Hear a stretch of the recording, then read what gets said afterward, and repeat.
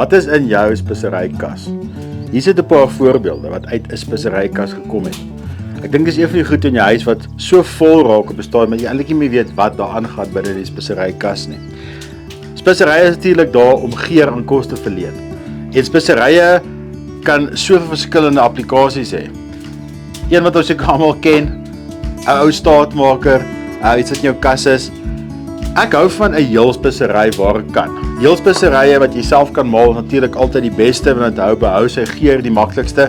Maar ons weet almal die lewe is moeilik en dit is hard en dit is vinnig. So 'n goeie spesery wat klaar gemaal is glad nie te versmaai nie.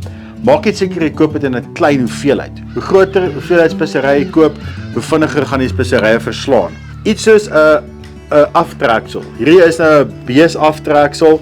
Nou aftreksel wat jy uit 'n botteltjie of uit 'n pakkie uitgooi, het gewoonlik ongelooflike sterk soutcontent. So ek sal baie min dit gebruik as 'n stok, maar dit maak 'n ongelooflike lekker spesery. So as jy iets kook soos 'n stuk steak of dalk iets waar jy hoender gebruik daai aftreksel wat daai spesifieke soort van smaak het as net deel van jou speserye. Dit gee 'n ongelooflike smaak en dit bring definitief iets anderster. Sommige in die speserykas, 'n pakkie wat jy ook altyd rondlei, eindig gewoonlik by die speserye op, iets soos 'n eie sop poeier. Natuurlik gaan dit ook geur verleen, so gebruik hom as 'n spesery in plaas van om 'n klein bietjie 'n meel te gebruik om iets dik te maak, gebruik dit om 'n sous dik te maak of selfs ook om dit as 'n geursel te gebruik, nie net as 'n eie sop poeier nie.